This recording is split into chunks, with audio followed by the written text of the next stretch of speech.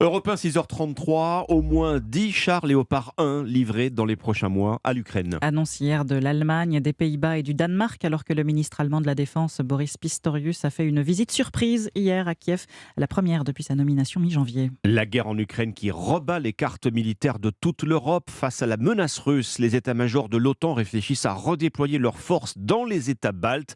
La France, William Molinier, songe même à y laisser ses troupes de manière permanente. Depuis 2017, les soldats français sont déployés sous forme de rotation dans le cadre de l'OTAN. Avec l'invasion de la Russie en Ukraine, certains mandats ont été anticipés ou prolongés.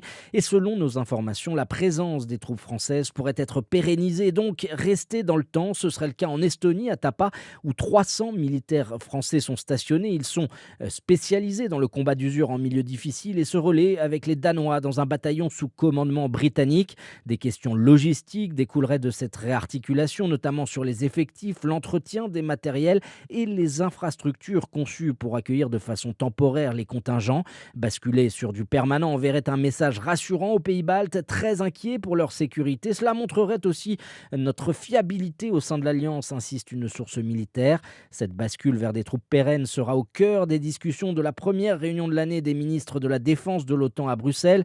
Elle est prévue mardi prochain, quelques jours seulement avant la date anniversaire de l'offensive russe en Ukraine. William Molinier, spécialiste défense d'Europe 1.